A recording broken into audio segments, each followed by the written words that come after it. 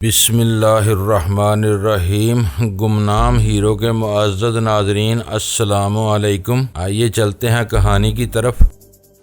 ایک مشکل سودا مول لیا ہے۔ پاکستان کی سرزمین پر رہ کر اس ملک کے خلاف کام کرنا بچوں کا کھیل نہیں ہے۔ ہمارے معاہدے میں دراصل ڈیوڈ اسٹارز کا سرے سے ذکر نہیں ہے۔ ہمیں نیو یارک کے راس المیڈا نامی ایک یہودی نے معاوضہ ادا کیا ہے۔ وہ خود بھی سرگرم ڈیوڈ اسٹار ہے، اس لیے شاید ڈیوڈ اسٹارز کا نام نکل گیا۔ راس المیڈا کا خیال تھا کہ ہم بہت جلد اپنا ہدف حاصل کر لیں گے تو پھر وہ ہم سے کوئی نیا معاہدہ کرے گا۔ بل جونز کی وہ گفتگو قدرے بے ربط مگر معلومات افزا تھی۔ اس کی روشنی میں راس المیڈا کا ایک نیا نام سامنے آیا تھا جسے کسی مناسب وقت پر نشانہ بنایا جا سکتا تھا۔ تمہارے وہ دوست کون ہیں جو البرٹو بیلیسا کی غیر موجودگی میں تمہارا ساتھ دینے والے تھے؟ میں نے قطعی انجان بنتے ہوئے سوال کیا۔ پاکستان میں ان کے کیا رابطے ہیں؟ جمی لائٹ، اس نے بلا تامل جواب دیا۔ ایک زمانے میں وہ پاکستان میں بہت سرگرم رہا ہے، اسی کا کوئی نمائندہ مجھ سے رابطہ کرنے والا تھا، لیکن اب تو اس قصے کو ختم ہی سمجھو۔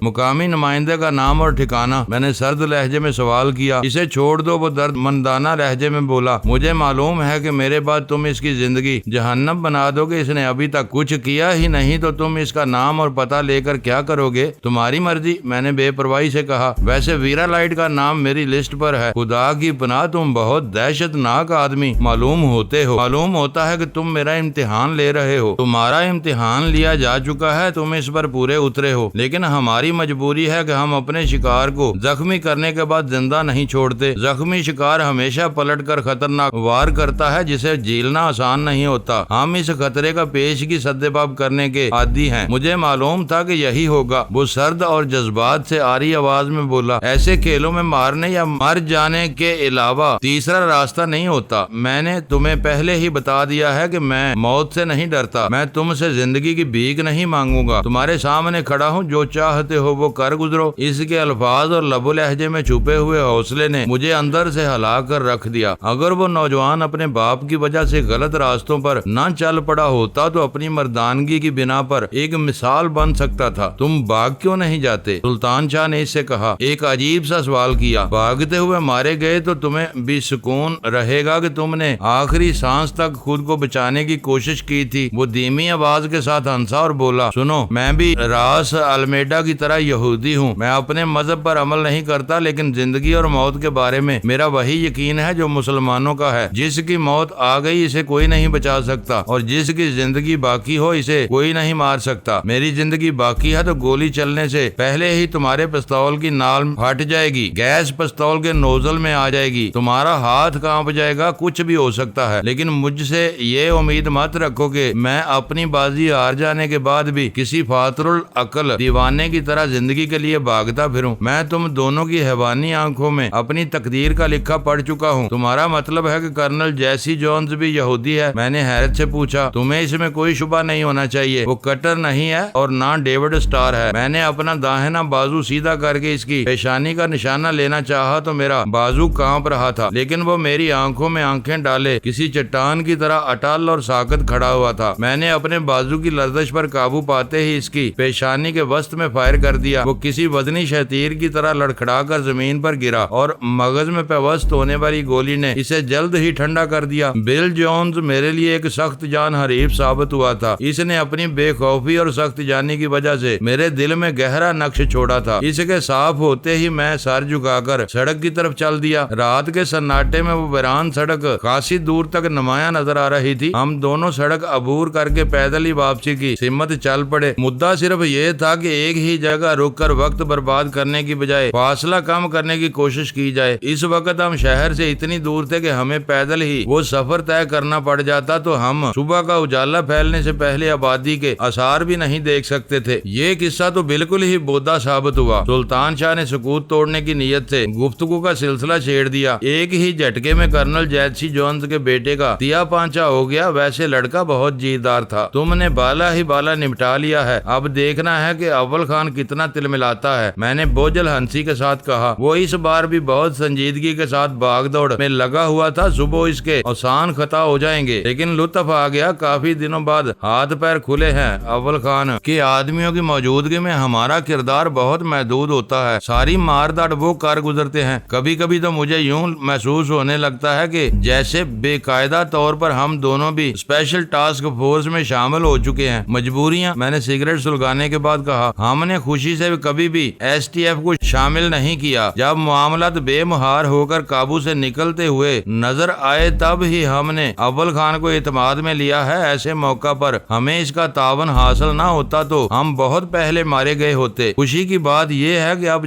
حالات کی گرد دبتی نظر آ رہی ہے، شاید ہم کچھ عرصے تک سکون کے ساتھ اپنے ذاتی معاملات پر توجہ دے سکیں گے۔ ہر وقت کی آپا داپی نے بری طرح تھکا کر رکھ دیا ہے۔ ویرا تو تمہارے ذاتی معاملات کے حل میں کئی بار گہری دلچسپی لے چکی ہے، تم خود ہی اس بارے میں سنجیدہ نہیں ہوتے۔ اب دیکھ لو کہ اس کے لیے جمی لائٹ نے امریکہ سے بار روانہ کیا تو اسے ہم نے مار ڈالا۔ ویرا بھی کب تک کسی کٹی ہوئی پتنگ کی طرح آوارہ اور اکیلی پھرتی رہے گی؟ ویرا پر لعنت بھیجو، وہ جلا کر بولا۔ تمہیں بھی اب اپنے گھر بار کی فکر کرنی چاہیے۔ جہانگیر کے فلیٹ میں کب تک کھانہ بدوشی کی زندگی گزارتے رہو گے؟ کبھی نہ کبھی تو اب تمہیں اپنا بندوبست کرنا ہی ہوگا۔ فی الحال کسی لفٹ کا بندوبست کرو، باقی سوچ بچار بعد میں ہوتی رہے گی۔ میں نے عقب سے آنے والی روشنی پر رک کر پلٹتے ہوئے کہا، اور ہم دونوں ہی شہر کی طرف جانے والی گاڑی کے انتظار میں سڑک کے کنارے کھڑے ہو گئے تاکہ اسے ہاتھ سے اشارے سے روک سکیں۔ ویران سڑک پر وہ گاڑی بہت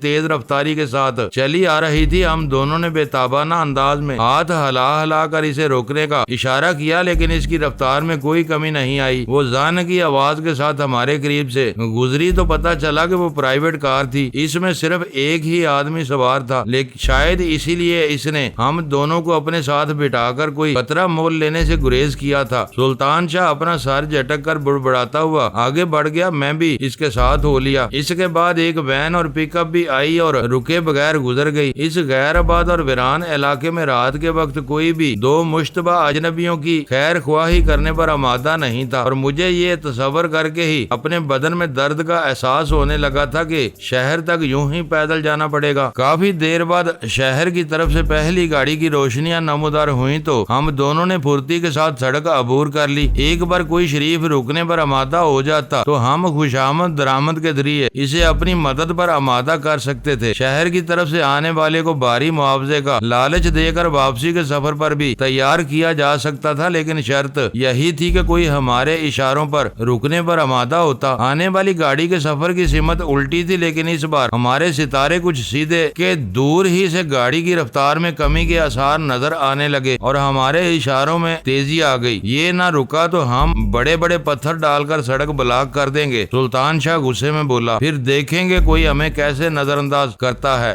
اگر ہمارے مقدر میں پیدل چلنا لکھ دیا گیا ہے تو آنے والی گاڑیوں کے ڈرائیور سڑک پر رکاوٹیں دیکھتے ہی واپس لوٹ جائیں گے اور ہم دونوں اپنے سر پیٹتے رہ جائیں گے۔ وہ گاڑی ہمارے قریب آ کر رکی تو یہ دیکھ کر خوشی ہوئی کہ وہ ایک ٹیکسی تھی۔ ڈرائیونگ سیٹ پر ایک درست رو نوجوان بیٹھا ہوا تھا۔ گاڑی روکتے ہی اس نے ہم دونوں پر اشتباہ آمیز نظریں ڈالی تو مجھے احساس ہوا کہ ہمارے کپڑے مٹی میں اٹے ہوئے تھے۔ سلطان شاہ کے کپڑوں پر تو شاید خون کے دھبے بھی تھے جو گہرے رنگ کی وجہ سے نمایاں نہیں تھے۔ شاید دوسروں کے نہ رکنے کی وجہ ایک یہ بھی تھی، ہمارے حلیے بہت مشتبہ تھے، جبکہ ٹیکسی ڈرائیور کو اپنی روزی کمانے کے لیے ہر قسم کے برے بھلے لوگوں کو برداشت کرنا پڑتا ہے۔ کراچی واپس کا ذکر سنتے ہی ڈرائیور ہتھے سے اکھڑ گیا۔ اس نے فوراً ہی گاڑی آگے بڑھانی چاہی، لیکن اس وقت تک سلطان شاہ ڈرائیور کی سمت میں پہنچ چکا تھا۔ اس نے پھرتی کے ساتھ اگنیشن آف کر کے چابی اپنے قبضے میں لے لی۔ ڈرائیور غصے اور بکھلاہٹ کے عالم میں اکلا کر رہ گیا۔ یہ ٹیکسی اور خالی ہے، ہم کہیں گے تو کراچی کیا تمہیں جہنم میں بھی جانا پڑے گا۔ سلطان شاہ گرایا، چابی دو ورنہ میں پیٹ پھاڑ دوں گا۔ ڈرائیور سرد آواز میں گرایا۔ اس نے بہت پھرتی کے ساتھ کہیں سے ایک چھوٹا سا ریوالور نکال لیا تھا۔ میں تمہارے باپ کا نوکر نہیں، اپنی مرضی کا مالک ہوں۔ وہ بدماشی دکھانے پر تل گیا تھا، اس لیے مجھے سلطان شاہ کا ساتھ دینا ہی پڑا۔ ٹیکسی ڈرائیور کا خیال تھا کہ اس کا اکلوتا ریوالور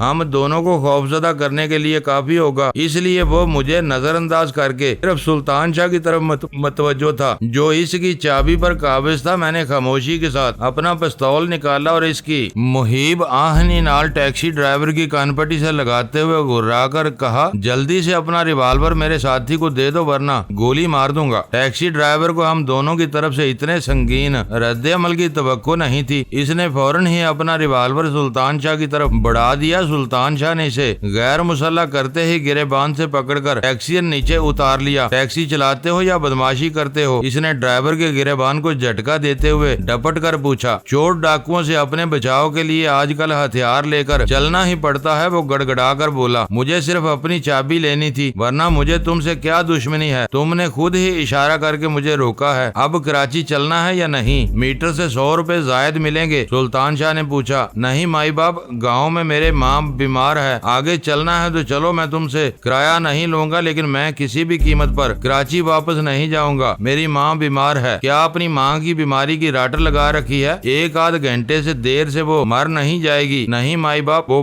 بہت ہی زیادہ بیمار ہے، میں تمہارے پیر پکڑتا ہوں، اسے پچھلی سیٹ پر ڈال دو، میں نے سرد لہجے میں سلطان شاہ سے کہا۔ میں پیچھے اس کی گردن دبا کر بیٹھوں گا، تم ٹیکسی کراچی کی طرف لے چلو، یہ سیدھی طرح ہماری بات نہیں مانے گا۔ اس نے پائیدان پر پیر ٹکا کر خاصا زور لگایا کہ سلطان شاہ اسے پچھلی سیٹ پر نہ ڈال سکے، لیکن سلطان شاہ پیدل چلنے پر اس قدر بنایا ہوا تھا کہ اس نے 2-3 ہاتھ مار کر ڈرائیور کے کس بال ڈھیلے کر دیے اور اسے کسی مویشی کی طرح اندر ڈال دیا جہاں میں اسے دبوچنے کے لیے تیار تھا۔ ٹیکسی واپس روانہ ہوتے ہی اس نے پھر واویلا مچانا شروع کر دیا، ساتھ ہی وہ ہاتھ پیر بھی چلا رہا تھا۔ ابے چین سے بیٹھ، میں نے اس کی گردن پر ہاتھ رسید کرتے ہوئے کہا۔ شہر پہنچ کر ہم تجھے اور تیری ٹیکسی کو چھوڑ دیں گے، پھر تجھے اپنی ماں کے پاس جانے سے کوئی نہیں روک سکے گا، مگر میں کراچی جانا ہی نہیں چاہتا، تم مجھے یہیں اتار دو۔ وہ پھر مچل گیا۔ اور تیری ٹیکسی؟ میں نے اس کے عجیب و غریب مطالبے پر حیرت سے پوچھا۔ تو اپنی ماں کے پاس کیسے جائے گا؟ ابھی تو اس کے پاس جانے کے لیے مرا جا رہا تھا، یہاں سے تجھے کون سی سواری ملے گی؟ ماں کی ایسی کی تیسی میری کوئی ماں نہیں ہے، بس تم مجھے اتار دو، ٹیکسی بھی تم لے جاؤ۔ اس نے کئی کلا بازیاں کھا کر مجھے شبے میں مبتلا کر دیا۔ اس کی ہر ہیلا سازی سے یہ ظاہر ہو رہا تھا کہ وہ کراچی جانے پر تیار نہیں تھا، خواہ اسے ساری رات پیدل ہی چلنا پڑتا۔ وہ خاصا ڈھیٹ اور سخت جان تھا۔ میں نے مزید 2-4 تگڑے ہاتھ رسید کیے تو وہ راہ راست پر آ گیا اور تقریباً گگیاتے ہوئے بولا، خدا کے لیے مجھے یہیں اتار دو اور ٹیکسی تم لے جاؤ، لیکن اتنا یاد رکھنا کہ اس ٹیکسی میں شہر میں گھسے تو تم بھی مصیبت میں پھنس جاؤ گے۔ میرے کان کھڑے ہو گئے۔ اس ٹیکسی میں کیا خرابی ہے؟ کیا یہ چوری کی ہے؟ ہاں، اس نے سر ہلاتے ہوئے کہا۔ یہ میں نے ڈرائیور کو پستول دکھا کر گلشن اقبال سے چھینی تھی، اب تک شہر بھر میں اس کی تلاش شروع ہو چکی ہوگی۔ تم میرے منہ سے روٹی چھین رہے ہو، یہ صرف میرے گاؤں میں محفوظ رہ سکتی ہے، تم مجھ سے چھین کر شہر لے گئے تو یہ تم سے بھی چھن جائے گی۔ مجھے یہ ٹیکسی گاؤں لے جانے دو یا پھر یہیں اتار دو، میں گرفتاری اور پولیس کی مار داڑ سے بہت ڈرتا ہوں۔ سلطان شاہ نے اچانک بریک لگا کر ٹیکسی کو کنارے سے روک لیا اور گراتے ہوئے بولا، پھینکو سالے کو باہر، بلا وجہ چیخ کر ہمارا دماغ خراب کر رہا ہے جیسے یہ اس کے باپ کی ٹیکسی ہے۔ تو کیا تم واقعی مجھے میری کمائی سے محروم کرنے کا فیصلہ کر چکے ہو؟ ڈرائیور نے روحانسی آواز میں پوچھا۔ تیری کمائی؟ میں نے اسے ایک ہاتھ مارا۔ اتر جلدی نیچے ورنہ ابھی گولی مار دوں گا۔ اللہ تیرا شکر، وہ دروازے کی طرف کھسکتے ہوئے کراہا، پھر میری طرف مڑ کر بولا، ٹیکسی زبردستی چھین کر لے جا رہے ہو تو میرا ریوالور تو مجھے دے دو، کڑکی میں بس اپنا ایک ہی یہی آسرا رہ گیا ہے تاکہ کل تو دوسری کوئی گاڑی ہتھیا سکے، بھاگ جلدی سے، تجھے کچھ واپس نہیں ملے گا، میں نے ڈپٹ کر کہا۔ وہ دروازہ کھول کر صورت سے باہر نکل گیا۔ اسی لمحے سلطان شاہ نے اپنے ہاتھ کھڑکی سے باہر نکال کر اس کا ریوالور اس کے قریب پھینک دیا۔ سڑک پر لوہا گرنے کی وزنی کھنک سنائی دی اور ہماری ٹیکسی تیزی کے ساتھ آگے پھسلتی چلی گئی۔ یہ کیا حرکت تھی؟ میرے انکار کے باوجود تم نے اسے ریوالور کیوں لوٹا دیا؟ ڈینی صاحب، اس دنیا میں بھلوں کے ساتھ ساتھ بروں کو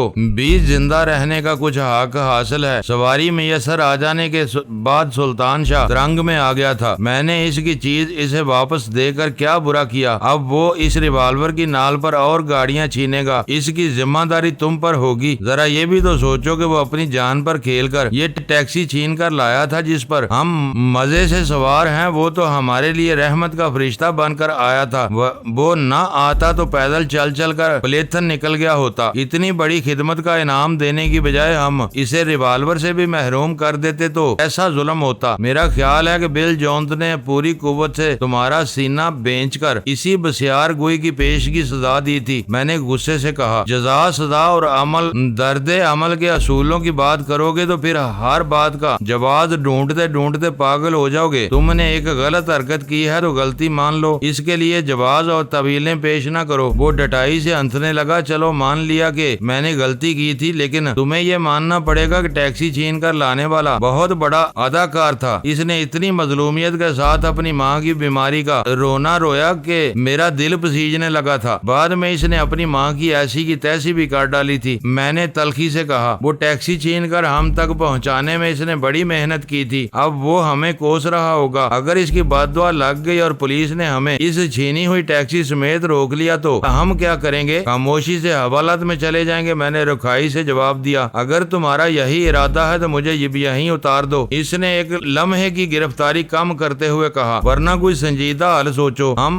ڈکیٹی در ڈکیٹی کے مرتکب ہوئے ہیں اور یہ مسئلہ بہت سنگین ہے۔ پیدل چلتے ہوئے تمہاری زبان کو تالا لگ گیا تھا اور اب بہت روانی سے بول رہے ہو۔ خدا جب کار دیتا ہے تو روانی آ ہی جاتی ہے۔ وہ سر کے ساتھ گنگنایا اور میں بے ساختہ ہنس پڑا۔ بالکل بانڈ معلوم ہو رہے ہو، زبان روک کر گاڑی کی رفتار بڑھاؤ۔ غضب خدا کا، ہم 60 کلومیٹر کی رفتار سے 20 منٹ سے ڈرائیونگ کر رہے ہیں اور ابھی تک شہر کی مضافاتی آبادیوں کی روشنی تک نظر نہیں آئی۔ شاید ہم جوش میں شہر سے بہت دور نکل گئے تھے۔ وہ ایکسیلیٹر پر اپنے پاؤں کا دباؤ بڑھاتے ہوئے بڑبڑایا، خدا بل جونز کو غرق کرے، اس نے تو ہمیں مروا ہی دیا تھا۔ گاڑی اس ویران سڑک پر تیزی کے ساتھ فراٹے بھرتی رہی۔ وقفے وقفے سے سلطان شاہ کی زبان بھی چلتی گئی۔ سڑک پر انجن کی مسلسل اور یکساں گونج نے رات کی تاریکی میں کچھ ایسا خواب آور آہنگ اختیار کر لیا تھا کہ سلطان شاہ کی آواز اس تسلسل کو مجروح نہ کرتی رہتی تو میری اوپر گنودگی طاری ہونے لگتی۔ آبادی کی روشنیوں کے ابتدائی آثار نظر آتے ہی اپنی نشست پر سنبھل کر بیٹھ گیا اور پولیس سے کسی متوقع مڈبھیڑ کے امکانات پر غور کرنے لگا۔ میری یادداشت کے مطابق ہمارے راستے میں پولیس والوں کی آخری چیک پوسٹ بنارس چوک سے چند 100 گز آگے پڑی تھی اور واپسی میں وہی ہماری پہلی چیک پوسٹ ہو سکتی تھی۔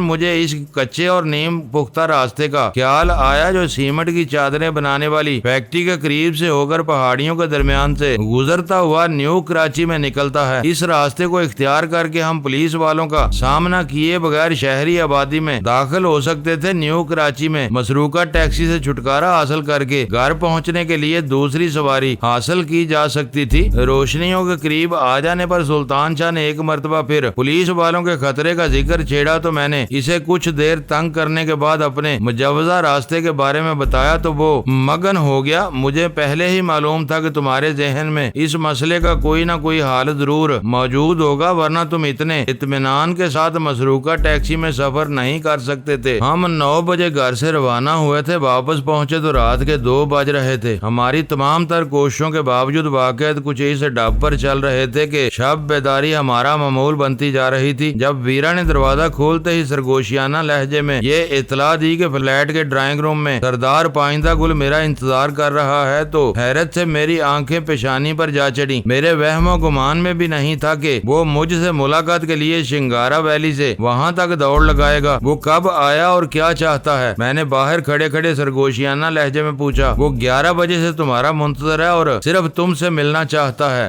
جب سے آیا ہے کھائے پیے بغیر بیٹھا ہے، لیکن تم نے اسے گھر میں کیوں بٹھایا ہوا ہے؟ کیا اس نے زبردستی کی تھی؟ نہیں، وہ تو عورتوں کی موجودگی کا ذکر سنتے ہی واپس جا رہا تھا، لیکن اس کی متبرک اور مقدس وضاحت سے متاثر ہو کر غزالہ نے اسے گھر میں بٹھا لیا۔ میں اس وقت نہا رہی تھی۔ خدا خیر کرے، اس کا آنا کوئی اچھی بات نہیں ہے۔ میں بڑبڑاتے ہوئے اندر داخل ہو گیا اور لابی سے گزر کر سیدھا اپنے کمرے کی طرف ہو لیا۔ ویرا میرے پیچھے پیچھے تھی۔ میرا حال ابتر ہے، اسے بتا دو کہ میں حلیہ درست کر کے آتا ہوں۔ تمہیں میری غیر موجودگی میں ایک اجنبی مرد کو گھر میں بٹھانے کی کیا ضرورت تھی؟ ویرا کے جانے کے بعد میں نیچی آواز میں غزالہ پر برس پڑا۔ تمہیں معلوم ہے کہ وہ ہیروین کا اسمگلر اور ایک مجرم ہے۔ اس کی صورت اس قدر مقدس اور نورانی ہے کہ میں اسے لوٹا نہ سکی۔ اس نے نگاہیں نیچی کر کے مجھے بیٹی کہہ کر مخاطب کیا تھا۔ اسے دیکھ کر مجھے یقین نہیں آ سکا کہ وہ کوئی برا آدمی ہوگا۔ قتل، خون ریزی اور نسل در نسل انتقام کے واقعات تو ان لوگوں کی معاشرت کا ایک روایتی حصہ ہیں۔ میں دانت پیستا ہوا غسل خانے میں داخل ہو گیا۔ اجلت میں غسل کر کے میں نے لباس تبدیل کیا تو سلطان شاہ مجھ سے پہلے تیار ہو کر اسی کمرے میں میرا منتظر تھا۔ تم میرے ساتھ آؤ، لیکن یہ یاد رکھنا کہ فلیٹ میں کوئی تصادم نہیں ہوگا۔ تم کسی بات میں دخل نہیں دو گے اور میرا اشارہ پاتے پاتے ہی وہاں سے اٹھ جاؤ گے۔ میں نے سلطان شاہ سے کہا اور اس کے کمرے سے نکل گیا۔ اس وقت بے چینی،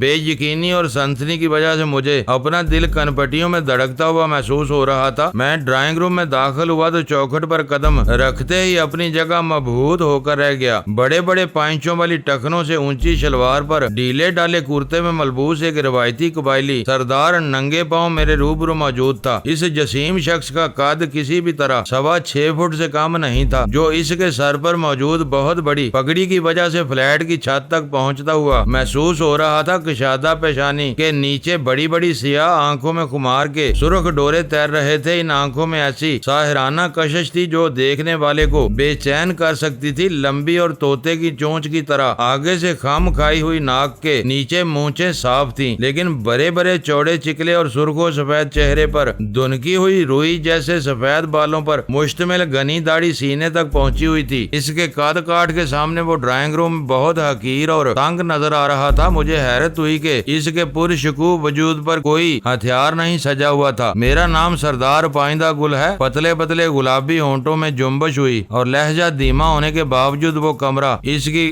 آواز کی گونج سے بھر گیا۔ پھر سیاہ اور سفید بھووں کے نیچے چمکتی ہوئی آنکھوں نے متجسسانہ انداز میں ہم دونوں کا جائزہ لیا۔ چند ثانیوں کے سکوت کے بعد وہ بولا، تم میں ڈینی کون ہے؟ مجھے ڈینی کہتے ہیں۔ میں نے مصافحے کے لیے اپنا داہنا ہاتھ پھیلا کر اس کی طرف بڑھا۔ اس نے پرتپاک انداز میں میرے ہاتھ کو اپنی جناتی ہتھیلی کی گرفت میں لے کر گرم جوشی سے دبایا اور مجھے اپنا ہاتھ کی ہڈیاں کڑکڑاتی ہوئی محسوس ہوئیں۔ وہ اندر سے بھی اسی قدر سخت، مستحکم اور طاقتور تھا جتنا دیکھنے میں نظر آتا تھا۔ میرا خیال تھا کہ ہم دونوں مل کر بھی اس بوڑھے سردار کو زیر نہیں کر سکتے تھے۔ تم سے میری فون پر بات ہوئی تھی اور اب میں تم سے ملنے آیا ہوں۔ اس نے میرا ہاتھ چھوڑ کر سلطان شاہ کی طرف متوجہ ہوتے ہوئے کہا۔ سلطان شاہ سے تعارف کرانے کے بعد میں نے اسے بیٹھنے کے لیے کہا تو وہ صوفے کی بجائے قالین پر بیٹھ گیا۔ شاید وہ پہلے بھی نیچے ہی بیٹھا ہوا تھا۔ میں نے نیچے بیٹھتے ہوئے اسے دیر میں واپسی پر معذرت کی اور کھانے پینے کے بارے میں دریافت کیا تو نپی تلی دھیمی آواز میں بولا، اس گھر کی عورتیں بہت نرم خو مہمان نواز ہیں۔ ان بچیوں نے بھی مجھ سے بہت اصرار کیا تھا، لیکن اجنبیوں کے گھر کچھ کھانا پینا ہماری روایات میں نہیں ہے۔ مگر سردار فون پر بات ہونے کے بعد ہم اجنبی نہیں رہے ہیں۔ میں نے اس کی بات اچک کر کہا، تم ہمارے مہمان ہو، مہمان نوازی ہمارے خون میں شامل ہے، ہماری بھی کچھ روایات ہیں۔ میری چھٹی اس مجھے کسی خطرے کا احساس دلا رہی تھی، اس لیے میں نے سردار پائندہ گل کی شخصیت کا سحر توڑنے اور اس کی برابری کی سطح پر بات کرنے کے لیے دانستہ اس کی قطع کلامی کی تھی۔ ضد نہ کرو، مربیانہ انداز میں ہاتھ اٹھا کر بولا، پہاڑوں میں ہتھیار ہمارا زیور اور محافظ ہماری آن ہوتے ہیں، لیکن تمہارے گھر آنے کے لیے میں ہتھیار اتار کر آیا ہوں۔ میرے محافظ یہاں سے دور ایک ہوٹل میں میری واپسی کا انتظار کر رہے ہیں۔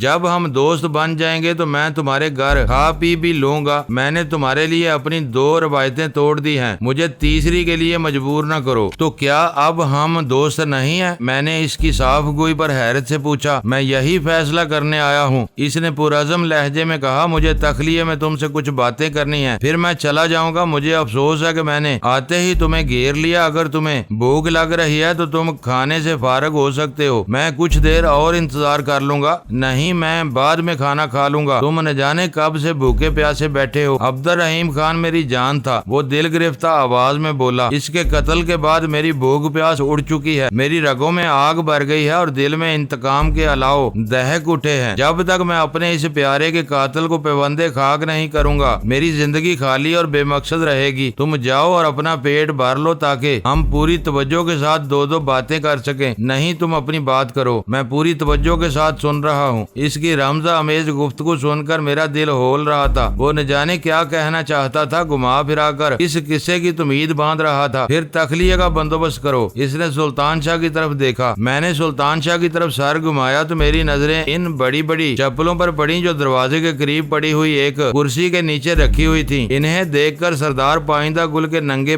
پیروں کے بارے میں میرا تجسس دور ہو گیا۔ وہ فرش نشینی کا عادی تھا، اس لیے چپلیں اتار کر بیٹھا تھا۔ سلطان شاہ میری آنکھ کا اشارہ پاتے ہی وہاں سے اٹھ کر چلا گیا۔ دروازہ بھی بند کر دو۔ سردار پائندہ گل کی حالت عجیب ہوتی جا رہی تھی۔ اس کی ضرورت نہیں، کوئی ادھر نہیں آئے گا، تم بے خوف ہو کر بات کر سکتے ہو۔ لمحہ بھر کے لیے اس کی آنکھیں سلگ اٹھی اور وہ بڑک کر بولا، سردار پائندہ گل نے کسی سے خوف نہیں کھایا۔ وہ انگلی انگلیوں سے بینچ کر اپنے دشمنوں کی کھوپڑیاں چٹکا دیتا ہے، مگر وہ اپنی رسوائی سے ڈرتا ہے۔ جب بند دروازے کی کہانی نگر نگر پھیل سکتی ہے تو کھلے دروازوں پر کون اعتبار کر سکتا ہے؟ میری التجا ہے کہ اسے بند ہی کر دو۔ اس نے غیر ارادی طور پر اپنا ہاتھ پیچھے لے جا کر اپنے گدی سے ہلائی اور اس کی پھیلی ہوئی پگڑی پیشانی پر قدرے نیچے کھسک آئی۔ وہ یک بیک مضطرب نظر آنے لگا تھا۔ سردار پائندہ گل کی گفتگو کا طریقہ انوکھا ہی تھا۔ اس میں دھمکیوں کے ساتھ التجا بھی تھی، دھمکیاں بھی ایسی بالواسطہ اور ڈکی چھپی تھی کہ میں ان پر کوئی اعتراض بھی نہیں کر سکتا تھا۔ اس نے بند دروازے کی کہانی کا ذکر کر کے میرے دل میں وسوسوں کو بیدار کر دیا تھا، لیکن میں اس کی آخری فرمائش کو نہیں ٹال سکا۔ میں نے اٹھ کر دروازہ بند کیا اور دوبارہ سردار کے سامنے آ بیٹھا۔ میرے قبیلے میں کوحرام ہے۔ چند ثانیوں تک خاموشی کے ساتھ میری طرف دیکھنے کے بعد سردار پائندہ گل کے حلق سے دھیمی اور برائی ہوئی آواز برآمد ہوئی۔ ہر آنکھ خون کے آنسو رو رہی ہے۔ جن لوگوں کے مرد وارث موجود ہیں، ان کے قتل پر ہمارے قبیلے میں رونے کا ماتم کرنے کا رواج نہیں ہے۔ ہر خون ایک نئے خون کا پیش خیمہ ثابت ہوتا ہے۔ مرنے والے کے ولی وارث قاتل یا اس کے قبیلے کے لوگوں کو مار کر اپنا کلیجہ ٹھنڈا کر لیتے ہیں، لیکن تم جانتے ہو کہ میرے ساتھ کیا ہوا۔ وہ چند لمحوں تک خاموش رہا، پھر کرب آلود آواز میں خود ہی بولنے لگا۔ عبد الرحیم خان کی لاش پر شنگارا ویلی میں پہاڑ تک رو رہے تھے۔ عورتوں نے اس کی میت پر اپنے بال کھول کر ماتم کیا ہے اور دل کھول کر اس کی کوکھ کو کوسا ہے جس سے معصوم عبد الرحیم خان کے قاتل نے جنم لیا ہے۔ یہ اس لیے ہوا کہ عبد الرحیم خان کنوارا تھا، اس کا کوئی چچا تایا باپ یا بھائی نہیں ہے، بس ایک ماموں ہے جسے لوگ شاید اس قابل نہیں سمجھتے کہ وہ اپنے اکلوتے بانجے کے قتل کا انتقام لے سکے۔ اس ماموں کی بوڑھی ہڈیاں ابھی بھی جوانوں سے زیادہ سخت ہیں اور قہر و غضب سے چٹک رہی ہیں۔ شنگارا ویلی میں میری عزت اسی وقت بحال ہو سکے گی جب میں اپنے بانجے کے خون کا انتقام لے لوں گا۔ اس وقت تک میں نے پلنگ یا کرسی پر نہ بیٹھنے کا عہد کیا ہوا ہے۔ اپنے ملازموں کے علاوہ میں نے بستی والوں پر حکم چلانا چھوڑ دیا ہے۔ ایسی بھی کیا سرداری کے لوگ سردار کے بانجے کے سوگ میں مردار خور چیونٹیوں کی طرح ماتم و گریا کے لیے نکل پڑے۔ جس دن میں عبد الرحیم خان کے خون کا انتقام لے لوں گا، اس دن ان سب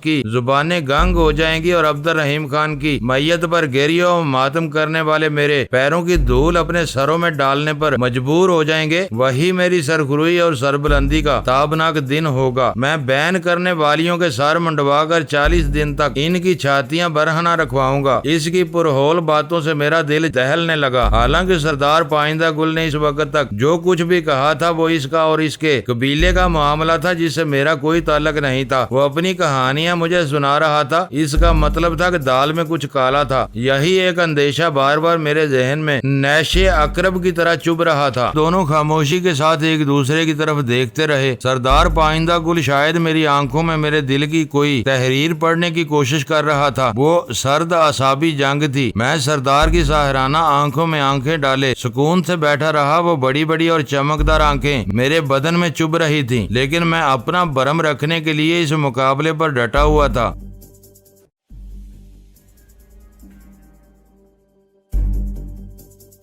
معزز ناظرین، لائک کریں، شیئر کریں اور کمنٹس باکس میں پاک آرمی زندہ باد، پاکستان پائندہ باد کا نعرہ ضرور درج کر کے اپنے ملک پر فخر کریں اور پاکستان کی بنیادیں مضبوط کرنے میں اپنا کردار ادا کریں۔ ویڈیو دیکھنے کا شکریہ۔ معزز ناظرین، اپنا خیال رکھیے گا اور ہمارے چینل کا بھی۔ ISI پاک آرمی زندہ باد، پاکستان پائندہ باد۔